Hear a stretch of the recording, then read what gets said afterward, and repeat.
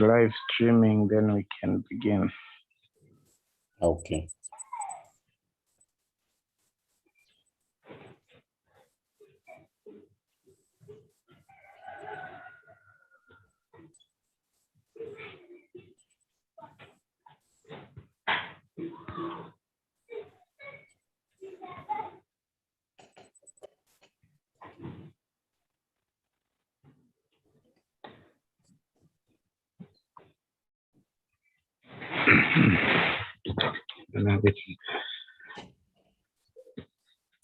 Good afternoon, colleagues. Welcome again to another exciting episode of our webinar series. Today, we'll be discussing the challenges and errors in composition in general, and a few highlights from the 2020 English Paper 1 examination, especially Section B, that troubled a lot of our learners and candidates. Our presenter is our ever ready to help, Chief Lazarus Sinkala, a teacher at Mpelembe Secondary School, Chief Examiner, seasoned teacher and examiner of English Paper 1. He's going to take us through. As usual, we'll request everyone who has joined to mute their microphones so that we give our presenter some time to run through the presentation. At the end of the presentation, we are going to allow a chance for discussion, questions and comments from our audience. And make sure at the end of the day, you buy the English composition and summary for school certificate written by our presenter, Chief Lazarus Sinkala. Chief, seeing that we are a little bit behind time, I should apologize that Chief was attending a funeral for a close loved one of the examiners in Sinkala, and so he was running late. We apologize for that, but we thank God he is here, and he was going to give us the service for the day. Chief, I leave the stage for you now. I am your host, Kanyama George. We can take it up. Thank you very much, host. Good afternoon, everyone. I'm sorry, running you late. Am I audible, host? Host, am I audible? You are very audible, Chief. Okay. Go ahead. Oh, thank you so much. We've been given a task to look at the challenges or common errors in English Paper 1, which is composition. Like the host has already said, I'm your presenter. I'm your presenter, Chief Lazarus Sinkala. Now, I want to give a background. I don't want to restrict my presentation just to 2020. Of course, the bulk of it is packaged to look at the 2020, but I just want to look at a general overview of the challenges that we face in Paper 1, that candidates and learners face in Paper 1.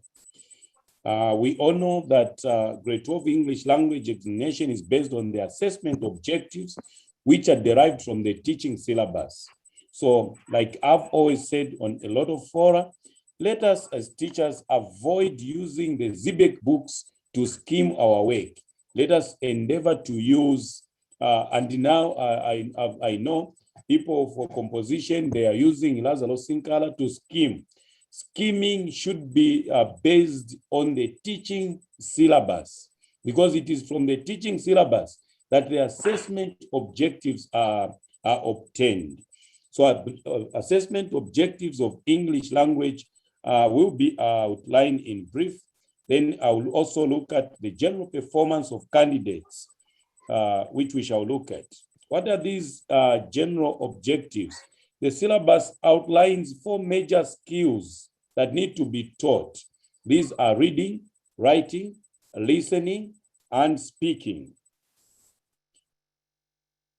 Assessment objectives which are embedded in the syllabus. 1, to identify and interpret explicit and implicit information and ideas, to select and synthesize evidence from written materials, to evaluate texts critically and support these with appropriate textual references, to communicate clearly, effectively, and imaginatively by selecting and adapting tone, style, and register for the different forms, purposes, and audiences.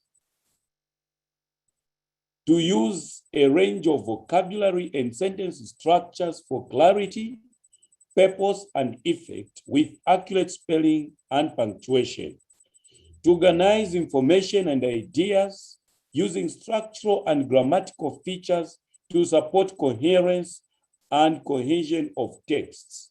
To summarize given texts concisely with accurate spelling, punctuation, and correct structures. To transform given sentences from one structure to another. These are general assessment objectives for English language, both paper 1 and paper 2. With the emphasis and focus on paper 1, which is the task at hand today, we need to look at what is it that paper 1, what are the writing skills that the examiner sought to achieve in paper 1. We all know that the first section has 6 topics. The candidates select topic, one topic on which they write a composition of between 250 and 350 words. In the second section, which is section B, candidates are given a guided composition, which is a compulsory question from which they write a composition of between 250 and 350 words. What are the challenges that are experienced by the candidates? Most candidates exhibit the following challenges: the wrong spelling of words, the wrong cutting of words at the end of the line due to lack of knowledge of word syllables, poor punctuation and paragraphing, lack of understanding of several rules of grammar. When you look at these, wrong spelling, I must be quick. As from the examiner's point of view, what we consider as a wrong spelling is simply any word that is not in the English dictionary. Any word that is not found in the English dictionary, we consider that as a spelling, okay? The wrong cutting of words, most of our candidates, most of our learners, probably as well as us teachers, we don't know when to cut the words. We think as long as the space is not adequate at the end, you just cut. No, you don't cut anyhow. You have to follow the syllables. So, and also I must be quick to caution ourselves as teachers, because we tend to tell the learners that, don't cut the words. It's wrong to cut words. Just move to the next line. That is not true. It is not wrong to cut words. What is wrong is to cut words wrongly, not following the syllables. Poor punctuation and paragraphing, that's a very common error. Lack of understanding of several rules of grammar, that is a common error as well. The use of colloquial words. Use of short form message, what I call SMS language, okay? This one is very common nowadays because our learners are always privy to, phones nowadays. In fact, our learners, some of us, they have more expensive and advanced phones than we do. And so the SMS language, which is now also translated into WhatsApp, that has become normal in that media. In that media, it has become very normal. So, for example, what I've highlighted there, B4 to mean before, GR8T to mean great. That has become very, very common, and you find this being manifested in the compositions. Infringement of rubric. Every paper, every exam, every assessment has the rubric, the general rules. For example, in our paper 1, there are general rules. The general rules are that, one, first and foremost, you answer 2 questions, okay? You answer 2 questions, one from section 1 and the only one from section B, meaning section B, it's a compulsory question. Now, you find that there are a lot of candidates that will miss out and don't follow the rubric. So many would answer all the 6 questions in section A, okay? Others will answer very well and answer 2 questions quite okay, as the instruction provides, but both questions from section A. That is infringement of rubric. Internally, there are some candidates who would, yes, answer the 2 questions, one from section A, the other one from section B. But then they miss the general rubric. For example, I'll give a simple example of letter writing. We know that formal letters carry 2 addresses, and this candidate only writes 1 address. That's infringement of rubric. Or it's a personal letter, and this candidate, because the teacher overtaught formal letters, writes 2 addresses. That is infringement of rubric. And it is quite common both at grade 9 and grade 12. Inadequate expansion of given points. This is very common when it comes to section 2 at grade 12 and at grade 9, because at grade 9, we give a situational composition. So inadequate expansion of points, where you find the candidates simply transplanting. They transplant a point as it is and throw it on the answer sheet and connect the points using conjunctions, and yet nevertheless, no, that is very wrong. You don't have to literally lift the points. Those points that are given are only points to help you come up with some prose. So you're supposed to expand those points. In section A, candidates have the freedom to choose. What is this that has come on my screen? Candidates have the freedom to choose 1 task from a choice of 6 questions. In section B, candidates are expected to write non-specialized text types, such as a letter, a report, and a speech. Now, I must pause here. When it comes to section B, we are saying specialized writing, letter, report, and speech. However, the key point when it comes to section B is that it's a compulsory question, notes are given, and candidates are expected to do the amplification, expand the points, and come up with a piece of discourse, a piece of prose that is befitting.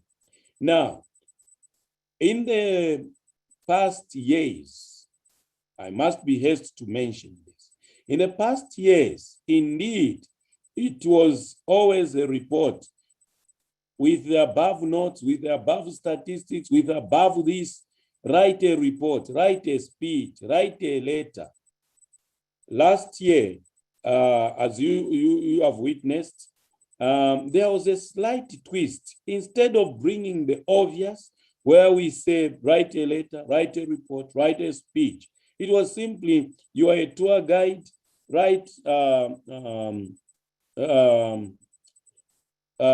an explanation. as to how you would guide the visitors in, through the school. And that confused a lot of candidates, as well, more so ourselves, our teachers, because personally, I received a lot of phone calls. What did you really want the learners the candidates to write? You didn't specify. No, let us not study the past papers and teach what the past papers are asking us to teach. I mean, where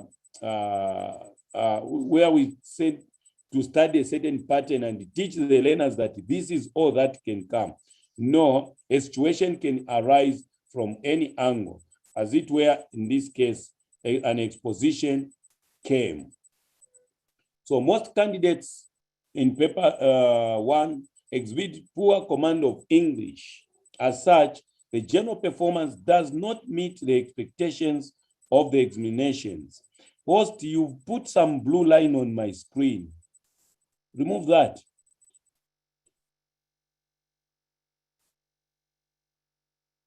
Now, I've decided to categorize. The performance analysis into 3 categories: the low performance, the medium performance, and the high performance.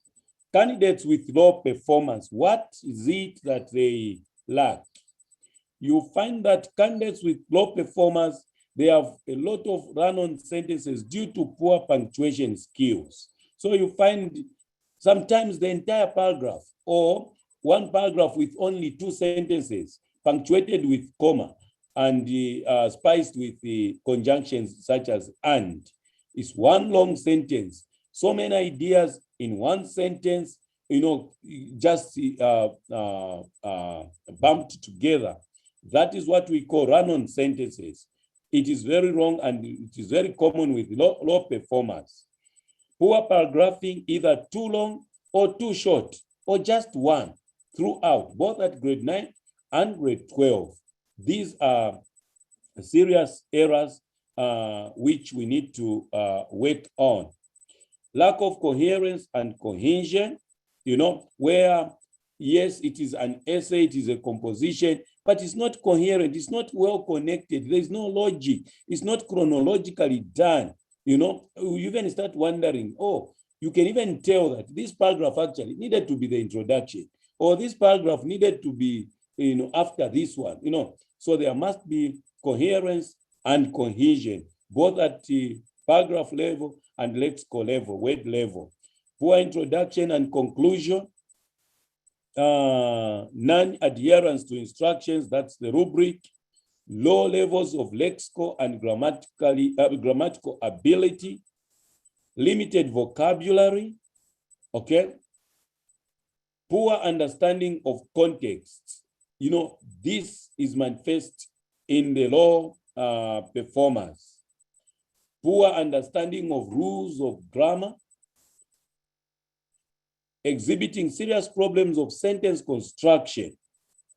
This is in the low performance. Mother tongue interference, very intensified. You find learners writing, but full of mother tongue interference. Impossible to understand a written word. Use of wrong words, okay? More so the homophones, where you find candidates using wrong words. They are there, okay? It's very common among the low performers. Poor spelling skills and non-adherence to word limits. Usually, non-performers, there are 2 things. Either they will write below 250 because they don't have what to write, okay? Or they think they'll earn a lot of marks, they'll write way beyond the 350. And what they've written is full of all these things that I've talked about. Those are low performers. Let us look at average performance, okay? Mid performance.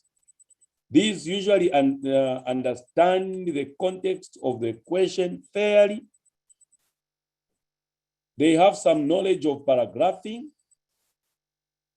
their ability to spell and punctuate, weak in sentence construction, not much variety of sentence structures, narrow vocabulary use, limited expansion of given points. They understand some rules of grammar, wrong word order and wrong use of words are not frequent. I repeat, they are not frequent. They are frequent in the low performance, okay? Let's look at the high performance. Those that perform highly, 15 to 20 out of 20. They're very good. They have a very good understanding of the context of the question, excellent spelling and punctuation skills with few, if any, mistakes. And usually those mistakes, as an examiner, you'd even say, no, this must be, you are convinced this is a slip of a pen. Given another, if it's a spelling error, for instance, you are convinced as an examiner that this indeed is a mistake. It's not an error. Given another sentence where this word is used, the candidate will write it correctly. You have that conviction. Those are high performers.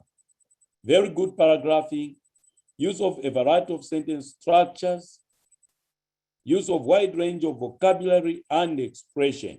Now, when we talk of the use of a variety of sentence structures, you know, English is built on structures, so many structures. And these are the ones that we teach under structure.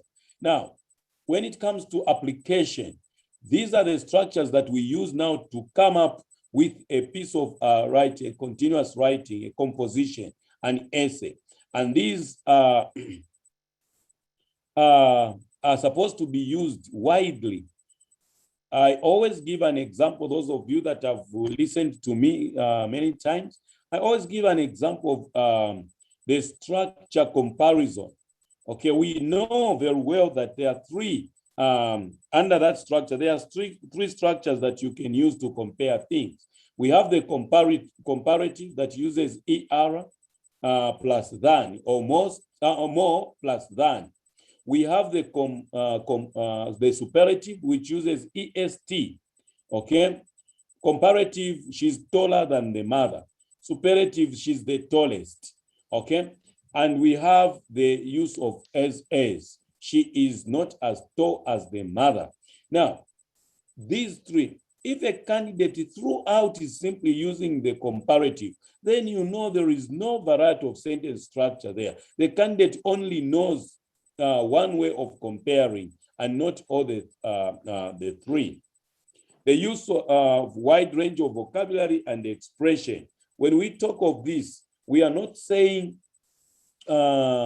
candidates should use what people call bombastic words, big words, words that they don't even understand fully. No, what all we are saying is for the same situation, for the same structure, if they can use a wide range, not just using the same word. After all, if you use the same word, you penalize it as repetition. So let the candidates use a variety of wide range of vocabulary and expression. And this also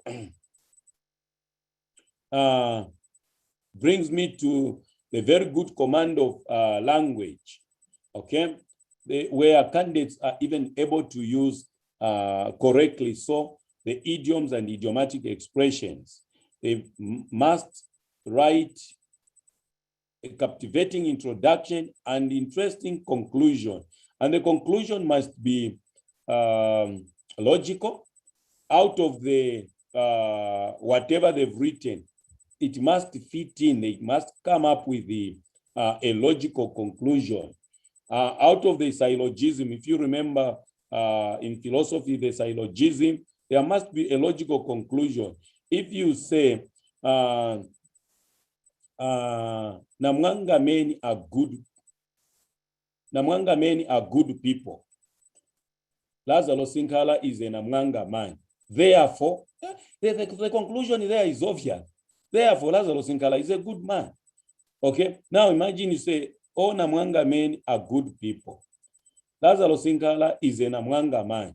Therefore, Lazarus Sinkala is a bad man. There is no logical conclusion there. So that principle, we need to use it to inculcate it in the learners that whatever they are writing, composition they are writing, the conclusion must actually arise from whatever discourse they've put on paper. Contextual understanding of a given situation, the use of words in the right order, especially the order of adjectives. Now, the performance by type, okay? I want us to just look at the performance by type. There are 4 major types of composition, okay? We have the narrative, descriptive, discursive, and expository composition. And this is the basis under which the exam is tailored. Every paper, who is talking? Every paper has these 4. When you look at the composition of the paper, any paper you pick, even last year's paper, section A, these 4 will be represented. Asking Namoya, please, to close the microphone. We are getting the feedback from Namoya, Ricky. Namoya, you are kindly asked to mute yourself. Host, can you mute everyone?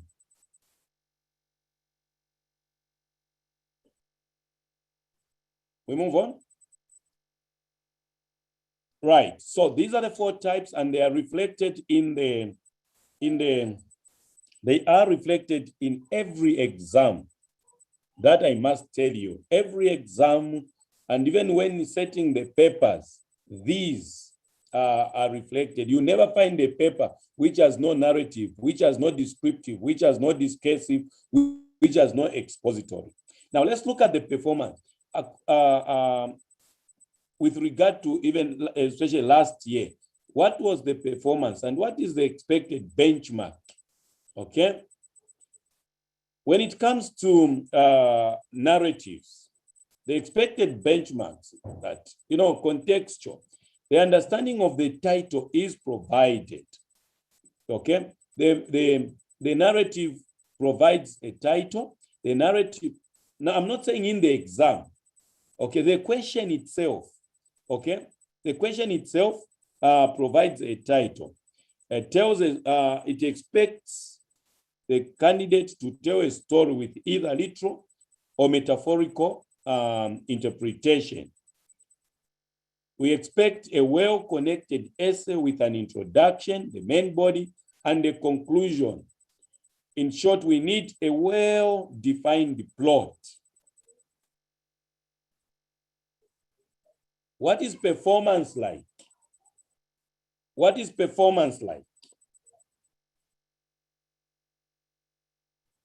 Performance is usually impressive when it comes to narrative. Performance is usually impressive.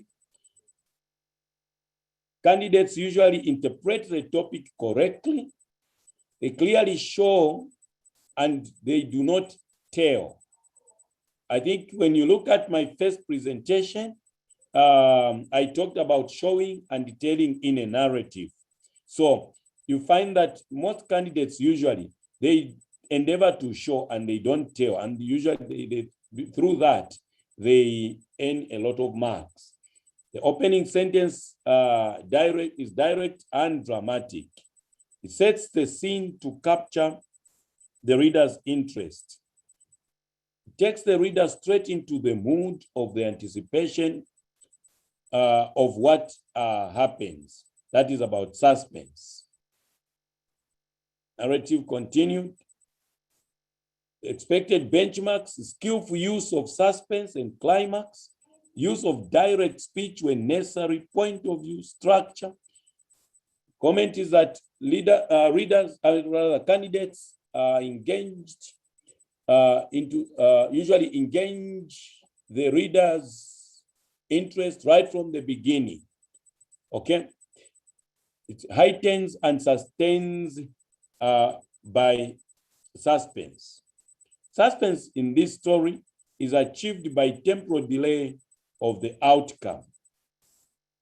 So if and when candidates do this, then they are expected to get very high marks. And usually, like I said, in narratives, usually most candidates do this. And when it comes to narratives, candidates perform fairly, actually very well. Diction is not varied. The use of idioms is limited.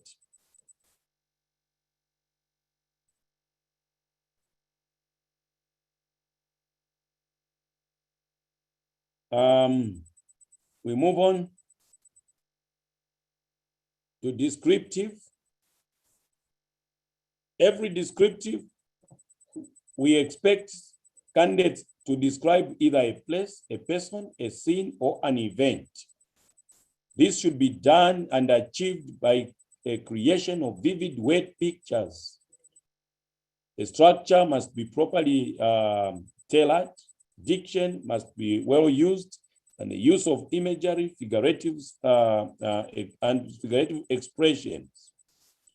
When it comes to descriptive compositions, usually and generally, performance is fairly good, though mostly it is treated as if it were a narrative.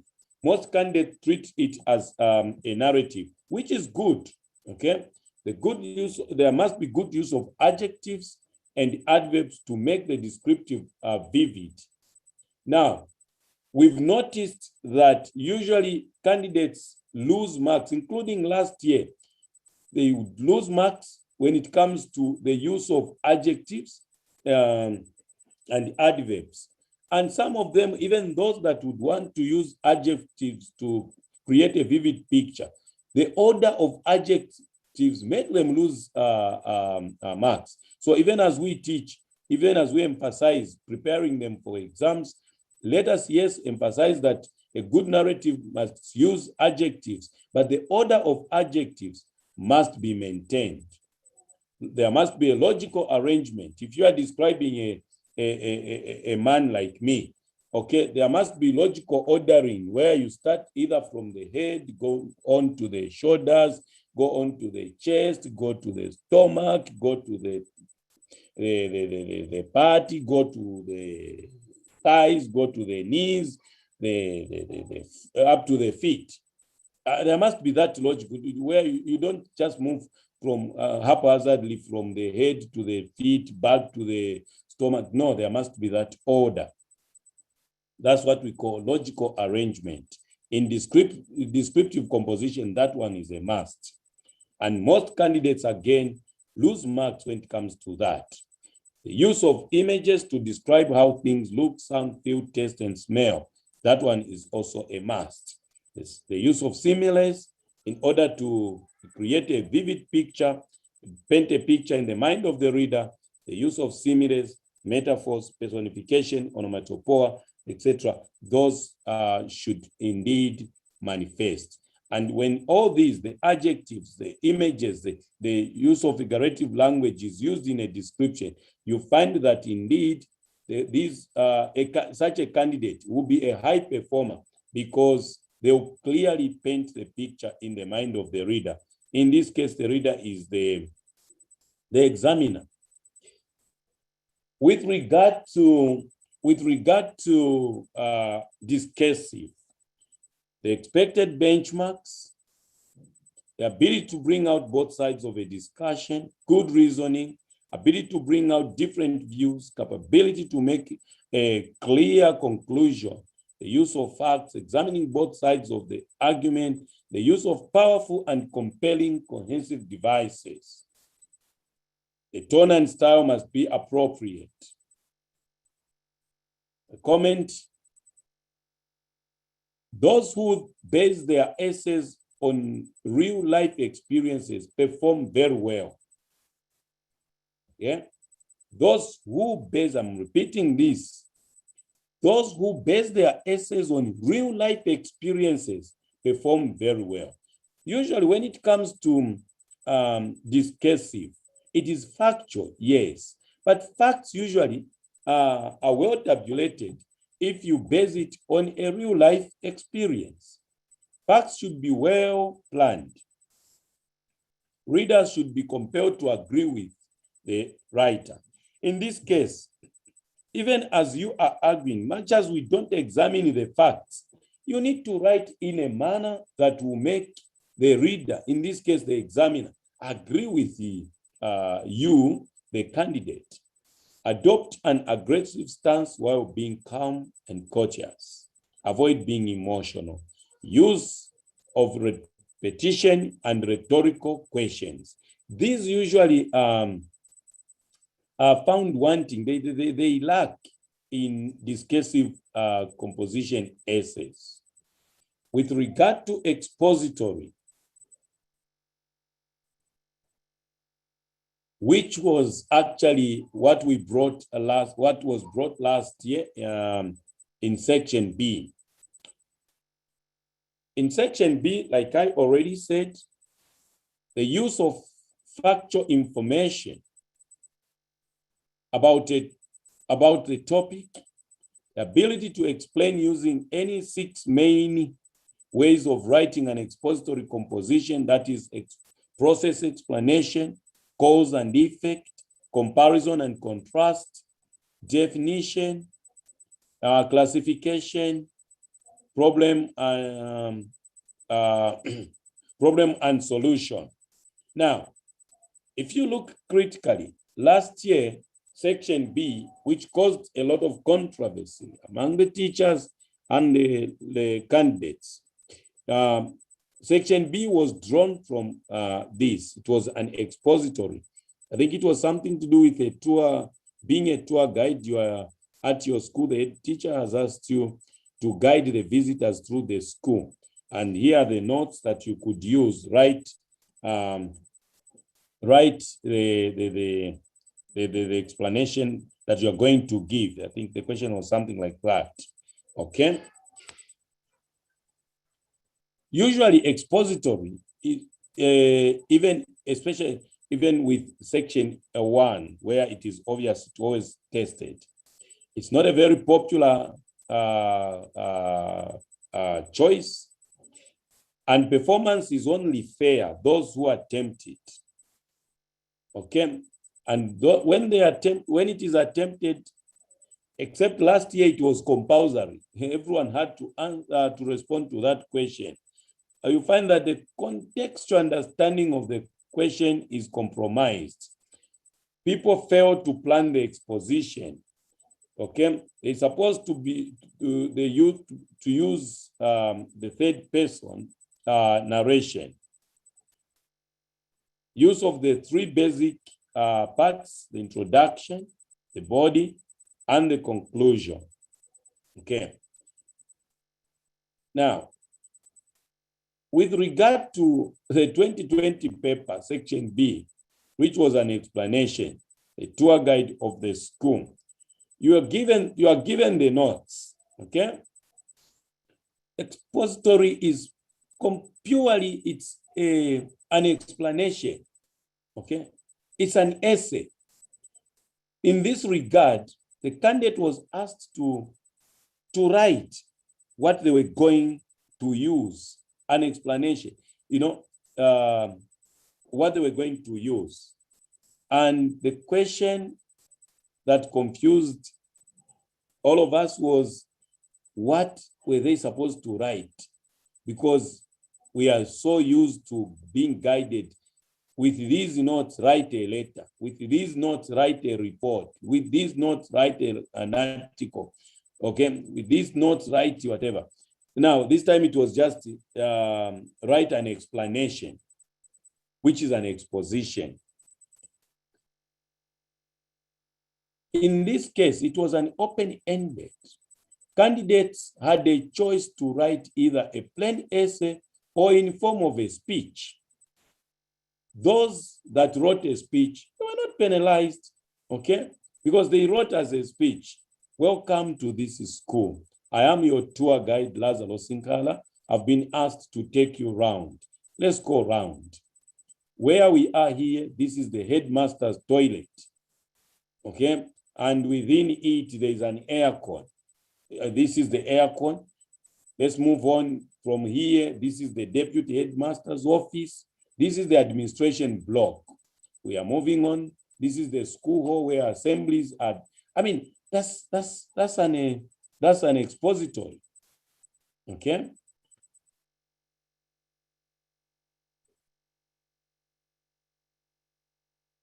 Now, with all that I've gone through, I've looked at the general outlook of the common errors that learners make. Okay.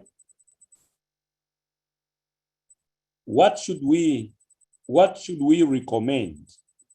We recommend that teachers should ensure that they cover all the topics. Learners must read widely in order to improve performance. Teachers should teach grammar and structure thoroughly and give exercises regularly so that learners have more practice. Composition should not be taught in isolation. Use the integrated approach. When we talk of integrated approach, we're talking about within the composition lesson. Yes, let there be structure. Let there be comprehension. Let there be the summary skills. But above all, within the composition lesson, let all the 4 skills be practiced: writing, speaking, listening, and writing. Okay, the 4 skills must be emphasized. Equally, we recommend that trained teachers, language teachers, should teach languages and not allow those who are not trained to handle the language lessons. Okay, because we've seen in schools where people just take English as a subject that anyone can teach, and where there's a shortage of teachers, our colleagues from other departments will say, English, I can teach, bring, and they go to teach. No, we should insist, especially LATAZ executive, please, through the standards offices, please, let's insist that only language teachers should handle, trained language teachers should handle the lessons. Learners should avoid writing language examinations without attending lessons. Teachers must follow the syllabus and also be creative in the absence of teaching materials. Teachers should teach all the aspects of language.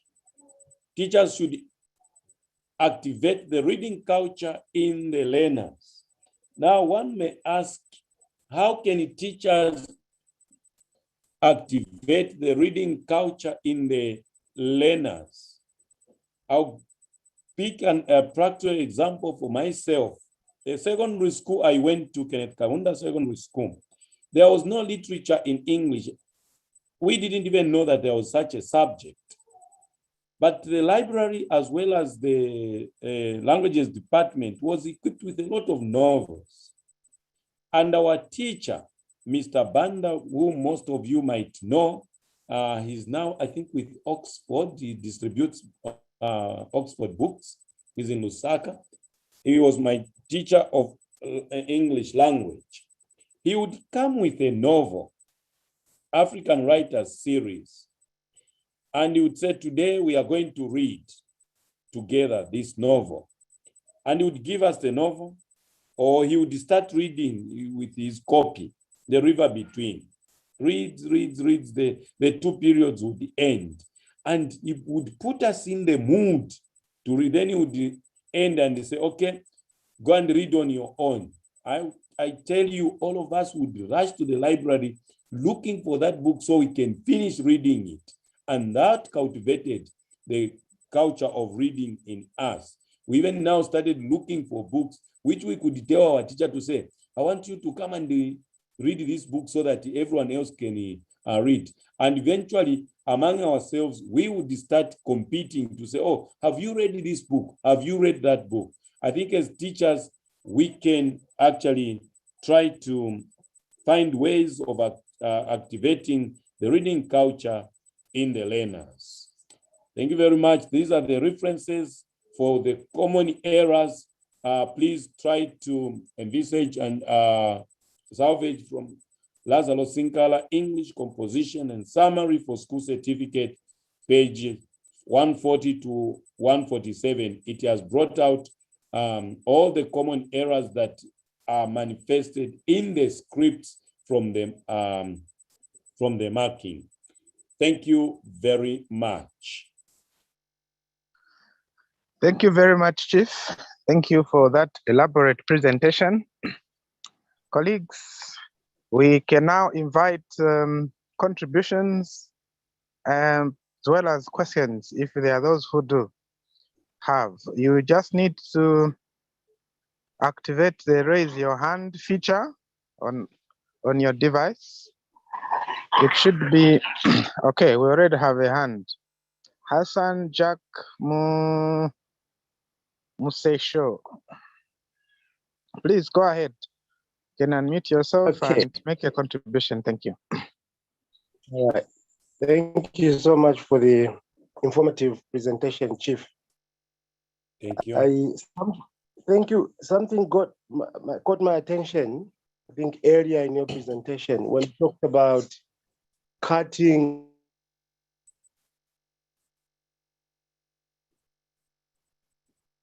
Yes, Hassan. Hello. Hello, Hassan. I think he hasn't realized either someone has called him on the phone or network. We can have another person while we wait to get back to Hassan.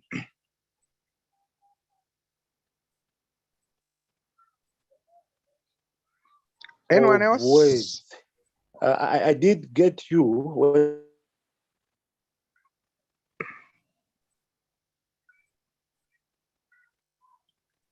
Okay, he's now gone. We'll get back to Hassan so that he can complete his question. Anyone else with a question or contribution? This is your time. Okay, Hassan is back. Please complete your thought. Your network was breaking.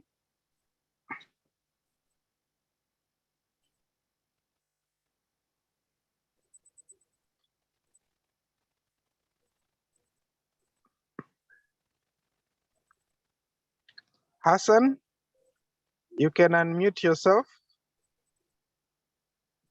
Mute, there I am. Oh, Am I audible? Yes, now you are. Your network had cut you off somehow. Yeah, sure, I did.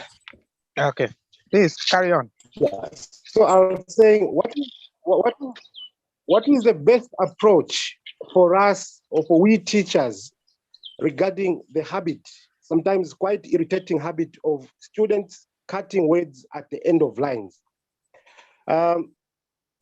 Sometimes actually I've accused fellow teachers, especially in the other departments, those who write a lot of notes, that they're the ones that teach our candidates the idea of cutting words anyhow, without following morphological rules.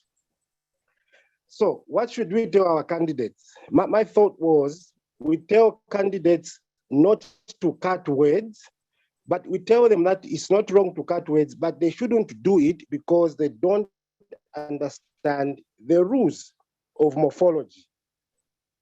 And I think cutting of words is more of a morphological process than a syllabic one, because syllables are more phonological in nature than morphological. So I don't know what we teachers can agree to do on this aspect. I crave the indulgence of everyone, including the chief. Yes, indeed, it is indulgence of everyone.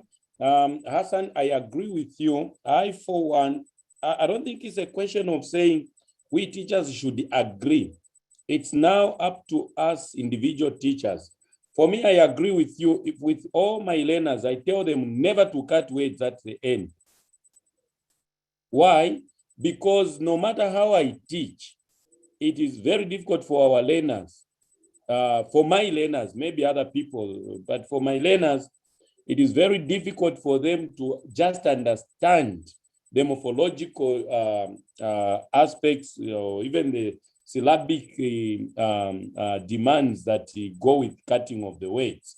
So for me to avoid that, I simply tell them not to cut the words. I don't know what others do. Dr. Monde's hand is up. Carry on, Doc. Carry on. Thank you so much, everyone, and thanks, Chief. My contribution is for now and for the sake of passing this examination that children are writing. Let us not break words. As they grow, they will learn how to break them. But at this level, the type of children that we have, you will bewitch them if you try to give them the rule now. My submission to everyone, in my own opinion, is we should just say they should never break the words. That way, we shall remove the temptation to making them fail. May I also ask something? Yes, Doc. Hello? Yes, Doc. Yes, Chief, from your presentation, you gave us on my gadget here, it is slide 17, where there are 4 types of composition: narrative, descriptive, discursive, and expository composition. Yes. Of the 4, of all these 4, which one, Chief, do you see students performing very well? I've seen some, I've been to 2 secondary schools where my HODs emphasize on just, if it's narrative, the children will just be drilled to do narrative, and they'll be told to say, when an examination comes, just go for narrative. Now, from the marking point of view, which one is very common and which one do the students do very well? If you answer me clearly there, I will mention the other evil that I discovered. Thank you. Yeah. I think on this forum, my examiners are there, English paper 1. I've seen a few of them. But like I said in my presentation, I said that performance usually is very good, I think, on narrative. Yes.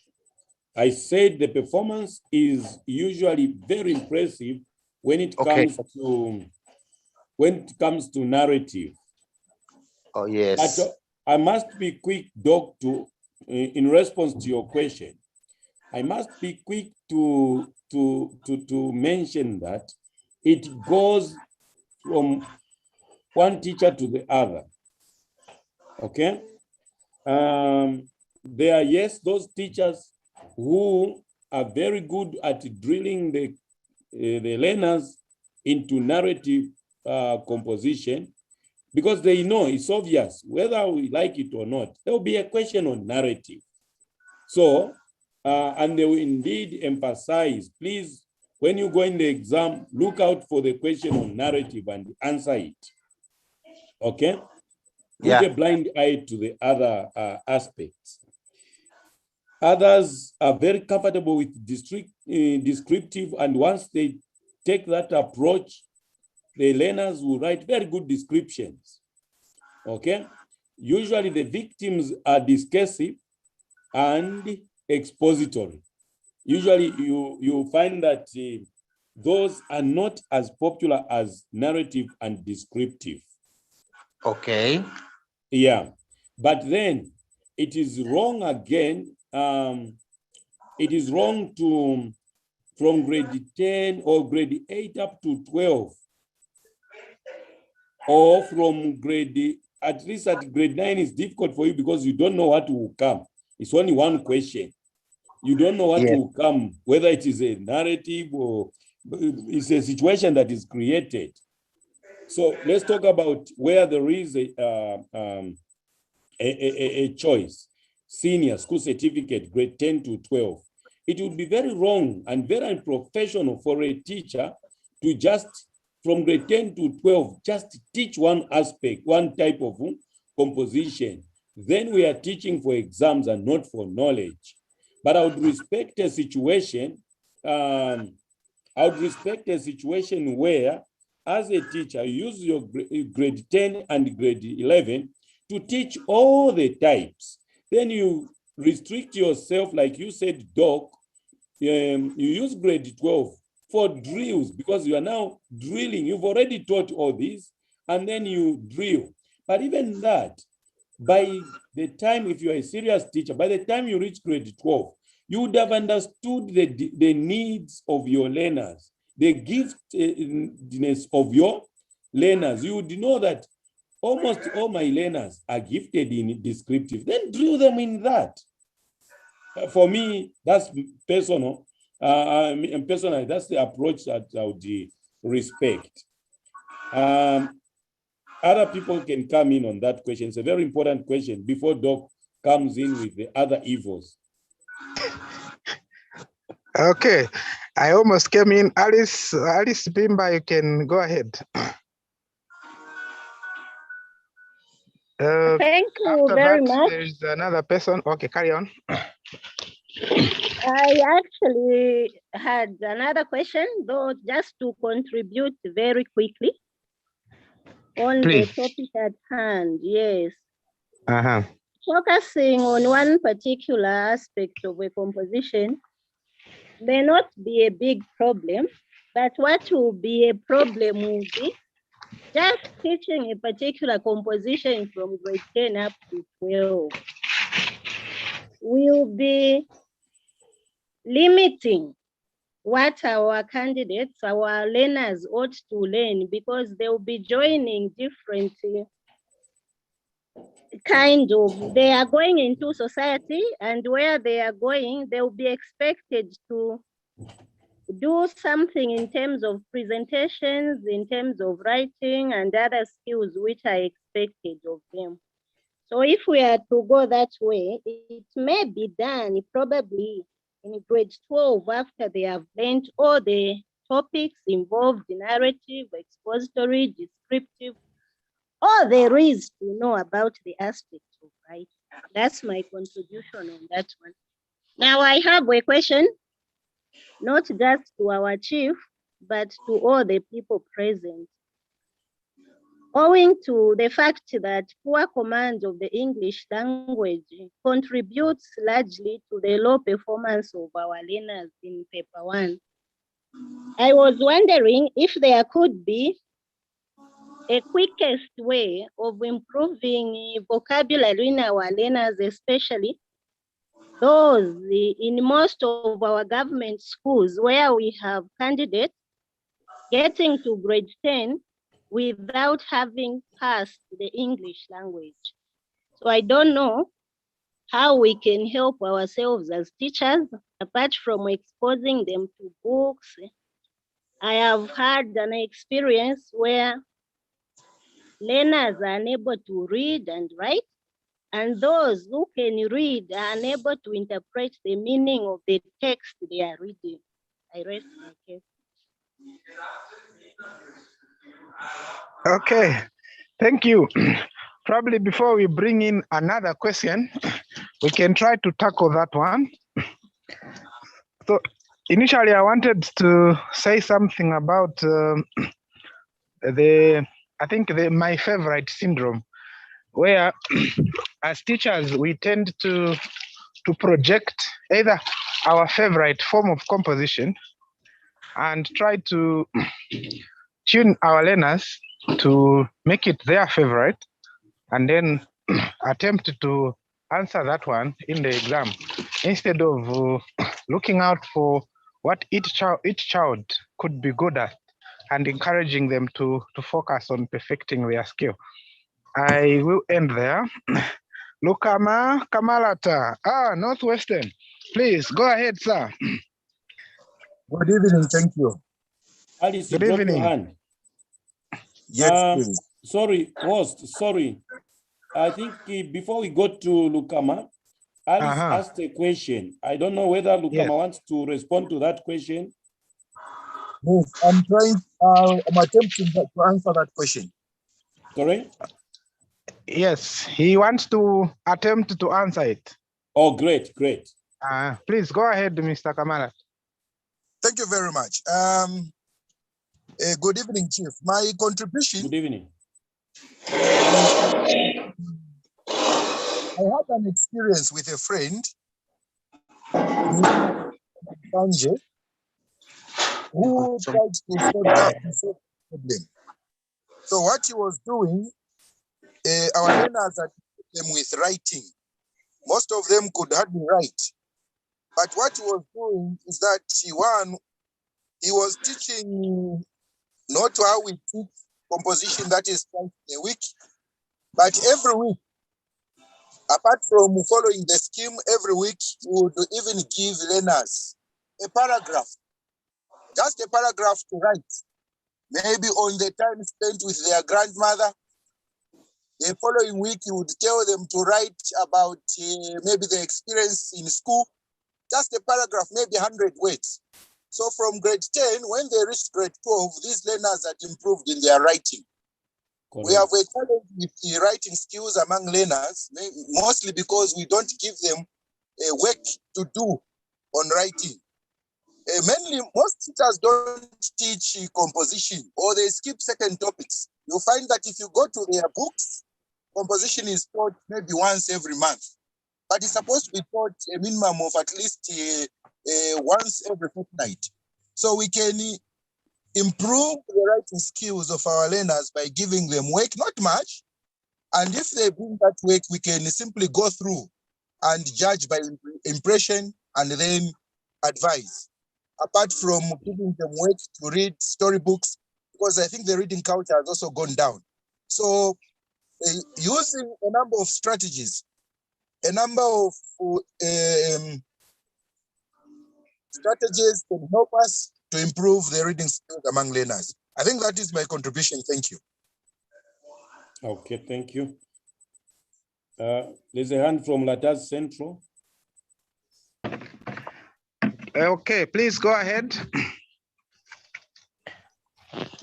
Thank you, moderator, and thank you very much, Chief Presenter, Chief Lazaro. Allow me to add a voice on the issues that have been raised. The first issue that I want to add a voice on is the issue of cutting words. The issue of cutting words should be attended to as early as in grade 8. When children are in grade 8, it should be handled there. It should progressively be handled even at grade 9, further 10, up to where they end at grade 12 level. The issue of cutting words should not be left to chance. It should be an organized a situation where a teacher should always talk about. I have handled that issue of cutting words together with contraction. It should be a song that a teacher of language should be singing every time that is teaching composition writing. That contraction is not allowed at all. that cutting words is not allowed. If that is sounded in the ears of the learners, they grow with it. Then the other issue, moderator and presenter, and indeed my fellow teachers, is that composition has not properly been handled in most of our schools, especially government schools. I feel composition should be taken from an integrated approach. Yeah. Usually we have not given learners tools, linguistic tools to use, but we are quick to test them. Yeah, what I mean here is that we should have had time with our learners to first of all give them linguistic tools, teach them adverbs, adjectives, how they are ordered, teach them those nouns. We should not take it for granted that they learned these even at senior level, they learned them at junior level. It is just good that we refresh their minds even when they are at senior level. We handle these linguistic tools holistically. When we handle them properly, it will help our learners to organize their writing cohesively and coherently. Because if we leave these things to chance, it will be very difficult for our learners to create stories that would make sense because they don't have tools to use. We go to class, we want to teach them how to write a composition, but we don't give them the tools to use. It will be very difficult. The organizing structure, give them a model, maybe a paragraph, an introductory paragraph as a teacher. Then tell them to develop the subsequent paragraphs. Not a situation where we see our teachers writing for learners. They write a model for learners. We are just teaching them to memorize what we teach them. We are not helping them to be creative. Create a paragraph using those linguistic tools.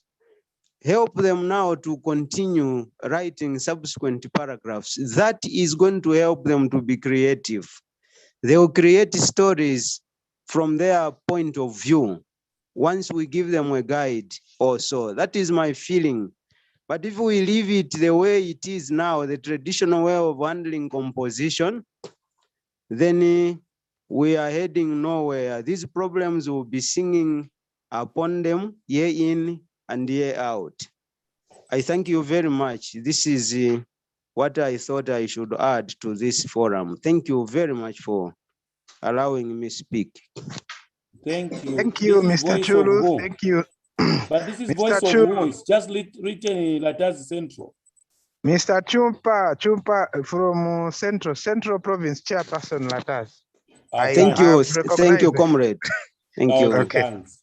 Now, host, before we move on, I really want to thank those who have spoken over this topic, over this issue. Alice asked another question about the teaching of vocabulary. I think her question was, what strategies should we use in order to teach vocabulary? First of all, I think the bottom line is, as teachers, we need to be very innovative on our own. I can only share for me what has worked for me when it comes to vocabulary. Usually, I deliberately go out there, get a dictionary, and pick those words that even I is not familiar with. Check their definitions, write them down, go to class, and tell them, today I want us to study these 10 words. Okay, what is the meaning of this word? We look at the dictionary meaning. We discuss them, And then I would give them in just one short paragraph. I want you to describe me, okay? Or describe whatever. But in this short paragraph, I want you to use 5 of these words that we have discussed. I think for me, it has worked very well, where learners now would start struggling to write a paragraph and use the words that we have discussed to achieve that they use them appropriately and correctly. So it has worked very well. So what I'm saying is, let's be innovative in the way we do. And also the comprehension aspect of it comes in. Remember, in comprehension, we always say you define words contextually and not literally. So all those, we should bring them on board, hence the integrated approach to teaching of language. Thank you. Thank you, Chief. Dr. Monde, your hand has been up for a while. Please, if you are also responding or asking, go ahead. I'm responding. Thank you so much, moderator, on how to make these students, the learners that come to our secondary schools, unable to read and write. Within ourselves in schools, in my institution, I have some teachers of mathematics that have the primary background. I'm saying what we have done here. Then I have one HOD who teaches home economics. This is a practical subject, HOD. These two people, once we identify those children as they come into the school, sorry for those who have a lot of pupils in your schools. I don't know if you can work, but we have managed to filter those, and they are given in the first 2-3 weeks. Those children are able to read and write. Why? Because of these 3 human resource, 2 from mathematics department, 1 from practical home economics, food and nutrition. These have that ZBEC type of how to teach, how to read and write.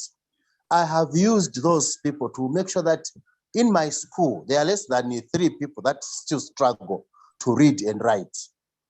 May I also concur, if you don't have these people in your school that you can persuade to help, you can imagine I've not said from the English department, or maybe it's because I'm managing a school with the biasness to English language and literature. Maybe that's why I'm able to identify people from different departments to help us with the issue of literacy, reading, and writing. It works. I have been invited with these teachers to other schools within Luano district.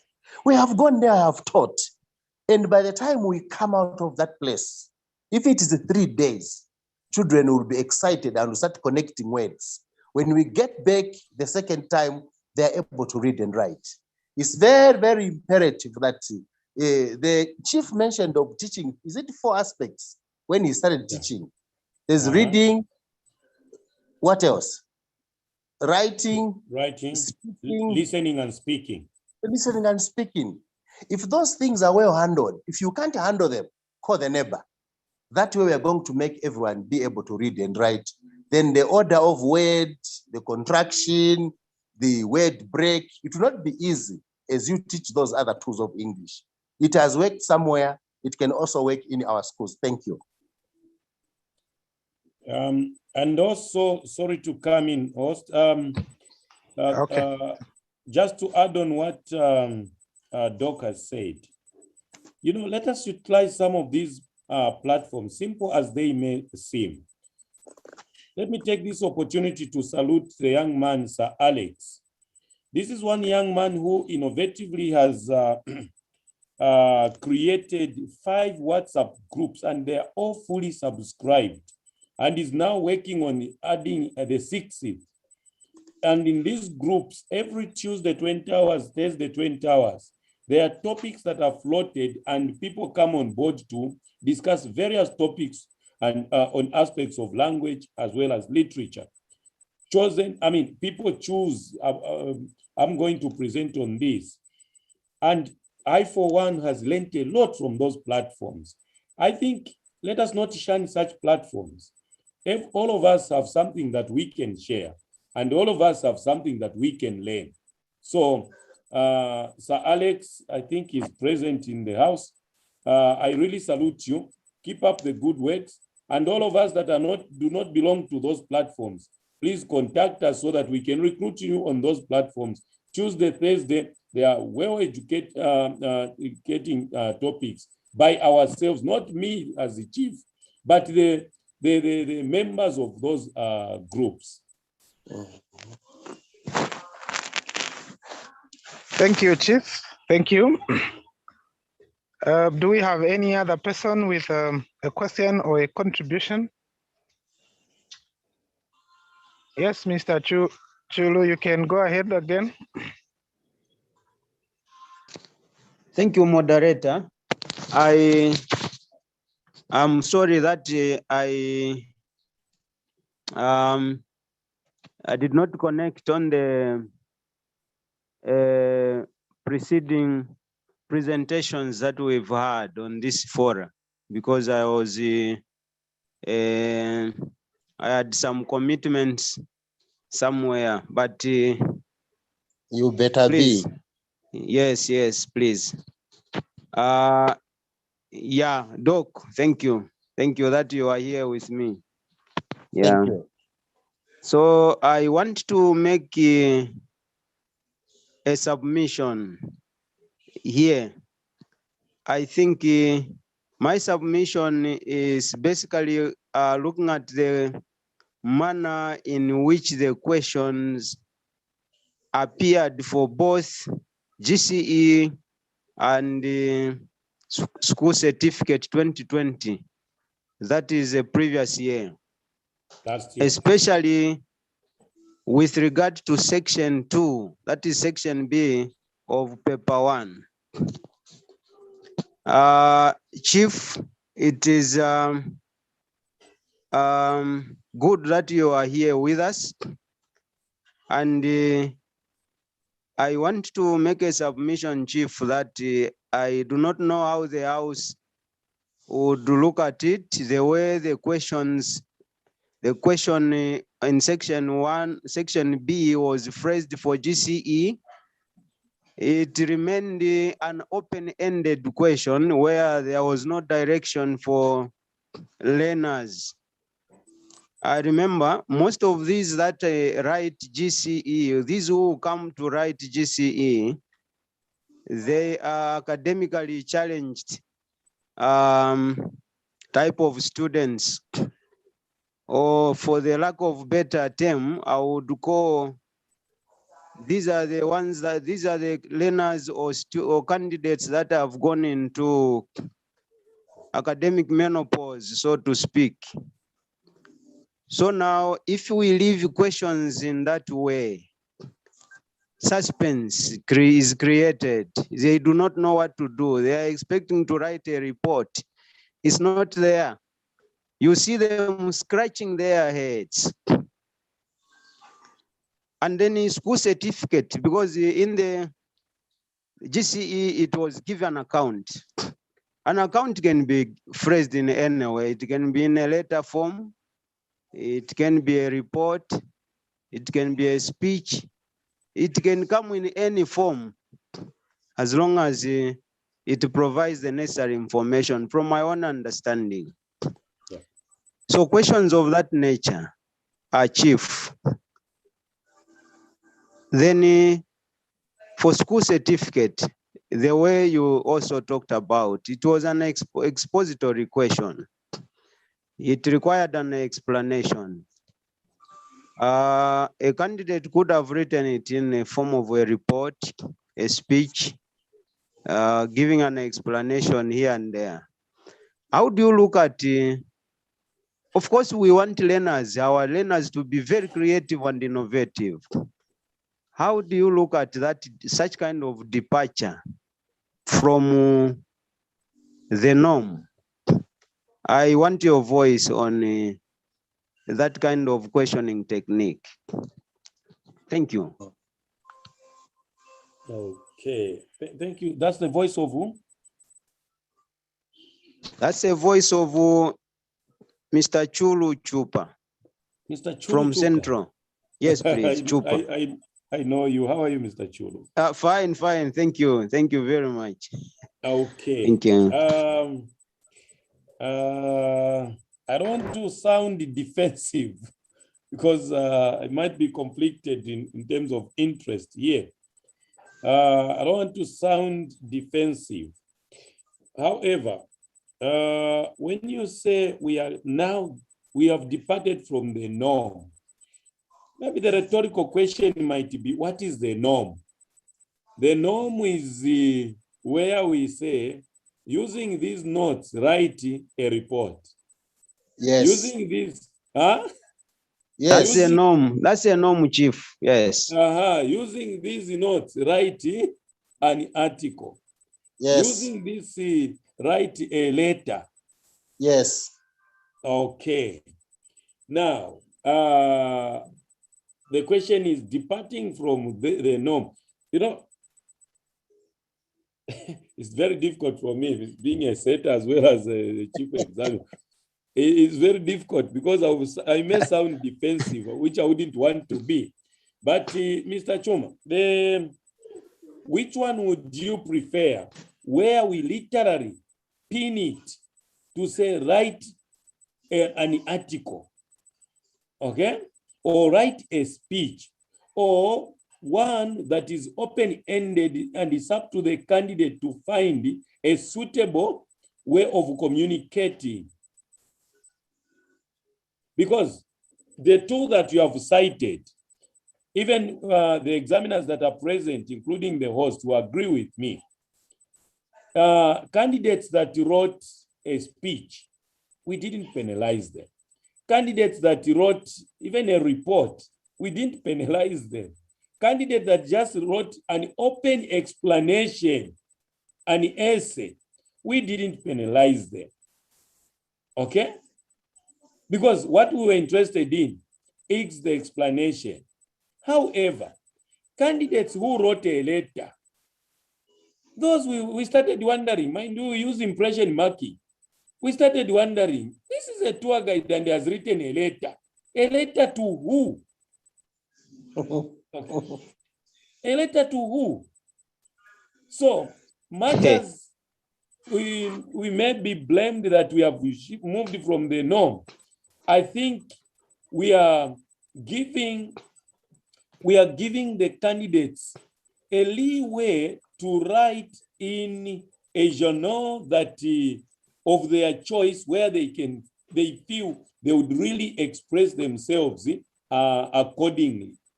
Unlike restricting them, if we say article and the tenets of article are not met, that person, whether they've answered the question or not, would definitely lose marks. In this case, in this particular case, if we had said write a speech or write a report on how you are going to guide, I'm telling you, the candidates would have been so limited. And those who teachers haven't taught report writing would have been completely disadvantaged. But this one is open-ended. And all the candidates answered this question. Okay? All the candidates, of course, there were a few that, sorry to use the term, madly wrote a letter. And you start laughing. Letter to who? You are a tour guide. And you've been asked to guide the people. These are the notes you are going to use. Write, and you write a letter. You are addressing it to who? To the tour, the people you are going to tour? Are you going to give them a letter tour? I'm your tour guide. Go and read this letter and you will know what my school is. So I think unless you really squeeze us into the corner, I would rather we leave it that way. I don't know, Mr. You might have spoken well. Others can come in. Thank you, Chief. Yeah, is not Mr. Chuma, Chupa Chupa, Chulu. sorry, Mr. Chupa, Yes. sorry. Chupa Chulu. Yeah. That sounds better. Yeah, that sounds better. Yeah, but you know, the type of candidates that we have, of course, we need to move them to be critical thinkers. You and me, you and I, I'm sure you know what is happening even to our literature in most schools, most government schools, how literature is suffering the setbacks because of having such kind of learners, candidates who go to class and then they do not have the skills of analytical, the creativity, then they are given a literature to handle. These are most of our government schools, you know, Chief, that literature is set aside for children, for learners who do not have linguistic competence. They do not have literary skills. They are academically challenged. These are the minds for which literature is left to hang. So we have a bit of a problem, and they are in the majority, remember. Those who are doing fine are in the minority. And we have to just be alive to this fact. So when the phraseology of certain questioning comes in a way that looks like it's an indirect approach, you fears beginning with their teachers, first of all. Yeah, the fears actually begins with the teachers themselves, and then it trickles down to the learner, because it is a teacher that would say, what is this? What has come? What is? So you see where the problem is. If a teacher cannot interpret ideas properly as it were, how much more so is his disciple? You see, that is where we are having those challenges. And I'm sure you know also the type of teachers that we now have, those that we are hosting in schools, coming from different institutions altogether. Some of them were your APU learners. They are now teaching with you in your schools. Sorry to say that, but that is a fact. Yeah. Sure. No, Mr. Chupa, you are very right. But then, I'm sure you agree with me that with regards to composition, I think this book has really come in handy, very, very handy. Very handy indeed. Yes. So we need to encourage our learners to study this book. I can assure you, and people have attested to this, those who have used this book religiously, they've done wonders in composition. Yeah.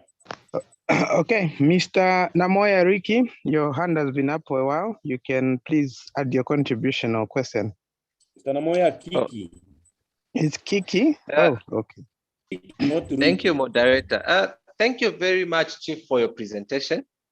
And I would just like to reaffirm that such questioning that gives an alternative to the way of writing in section B would be more appropriate. And as teachers, we should just try as much as possible to expose our learners to certain expectations. And I believe obviously it was just many were just taken by surprise that the questioning came in such a way without a heads up. That's my submission. Thank you.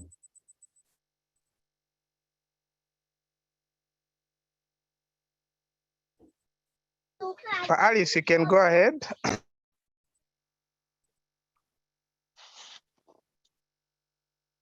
Alice, you are back. Oh, yes, Chief. Thank you very much, Mr. Moderator. Just going back to the concerns raised by Mr. Chupa, it's food for thought through you, our chief. I don't know. Looking at the challenges raised concerning GC candidates and the number of our candidates from government schools, we are all alert to the fact that low reading levels are quite high in our schools. And we have committed teachers who are doing their very best to make sure that performance improves. However, when we go for marking, we are presented with the reality of what is obtaining on the ground. I was just thinking, could we be considering a future where we have to test the candidates at 2 levels? For example, we test learners for academic purposes only, those who have a good command of the English language, and also the other group would be tested for communication purposes only. I don't know. It's food for thought. Thank you. I'm glad you are saying you don't know. What don't you know, Alice? I don't know if ECZ would allow for that because, Chief, we have had experiences of candidates passing, for example, in mathematics, science, civic education, they get merit, others even distinction. But when it comes to the English language, because of the standards we follow in marking, some of these candidates with good grades fail. Perhaps that's where the thinking comes in. If we could consider examining them at 2 levels, those who would go purely into academic and others for communication purposes. Anyway, it's food for thought, like you said. But what we are teaching, you and I, is English language, not communication skills. Okay? It's English language, and that's what we are examining. And I must also hasten to tell you, to remind all of us that if you read the Lazarus Sinkala MA dissertation, it points out very clear and reaffirms the position of the country is constitutional. Zambia, the official language is English, okay? And that is the language that is used as a medium of communication in courts of law, religious circles, schools, as a medium of delivery, just anywhere. It's the official, constitutionally so. It is the official language, okay? So what you and I have trained to teach is English language, not communication skills. And even the curriculum, and more so the syllabus, is tailored to that. So introducing, that would be a phenomenon altogether, communication skills. If we are to introduce communication skills in secondary schools, I can assure you, you and I will lose our jobs because we'll have to go and retrain on how to teach communication skills. However, I must also hasten to say, when you look at the 2013 curriculum, it has 2 pathways, the vocational and the academic, okay?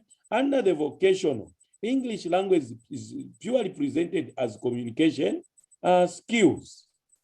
Under the academic, it is the same English language that we are teaching right now. And most, if not all schools in the country have actually inclined themselves to the academic pathway where we are teaching English language. So it would be something new in my view. It would be something new and it would be an uphill battle to carry out. I've tried to study the syllabus for communication skills. I can tell you, it's something that you just need just for a year, if not half a year. Others can come in.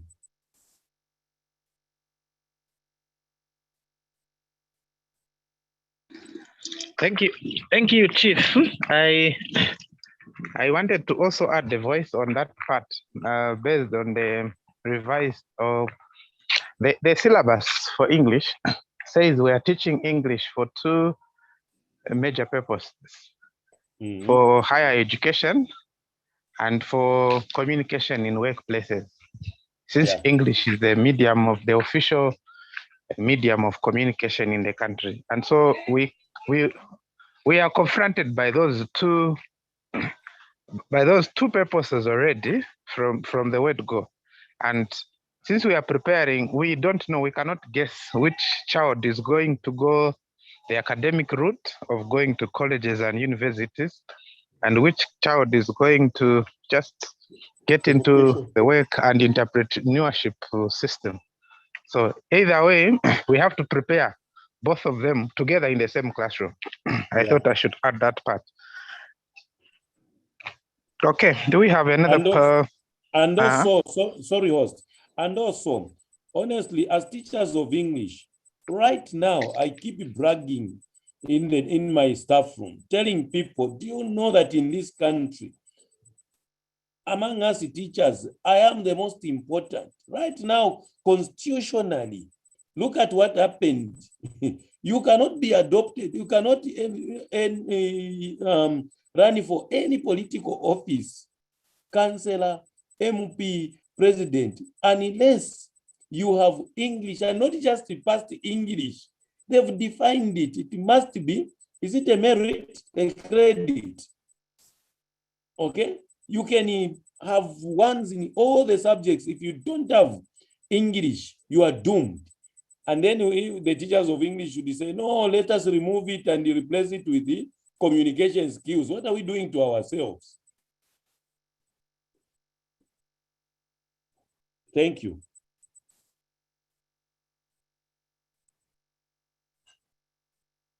Host have submitted. Thank you, Chief. There was another hand. I think it was Doc or somebody before. I think they lowered it themselves. Doc, was that you? It was Doc. And Mr. Kamalata. Yes, it was cleared. Okay, Mr. Kamalata, you had a hand up at some point. Would you like to come in now? I think it was on the aspect of the section 2 part. Okay. Okay.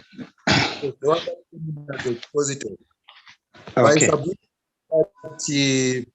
I think even in the questions that are found in section 1, candidates are not usually told the type of composition which they are supposed to answer. They come up with they actually establish the type of composition themselves. If it's a narrative, I think from the language, the wording in the question, they would know that this is narrative and this one is discursive, this one is argumentative.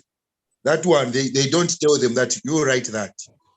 And I think even when that question came, it's only that people did not anticipate such a question, which is expository in nature, to come to section 2.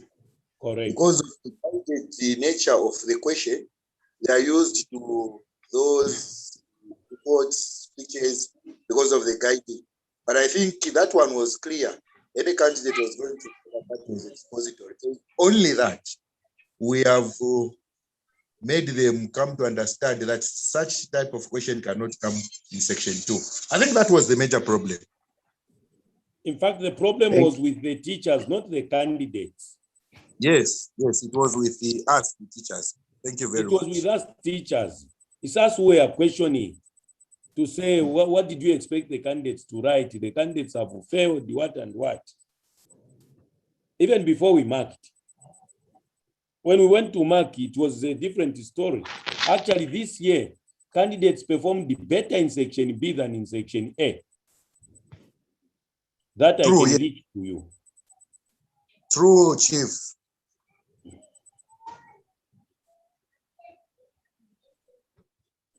Okay. Anyone else?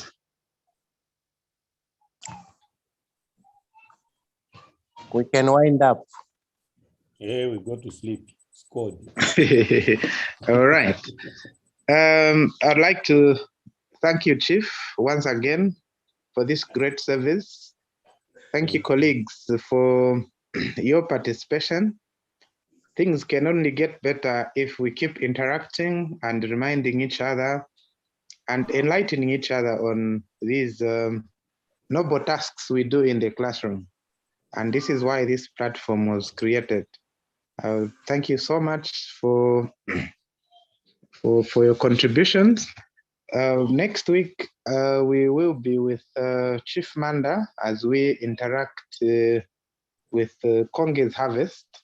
I think that book is being examined for, should I say, the last time this year, until it's brought back again, probably after a few years. So we'll have a text analysis in a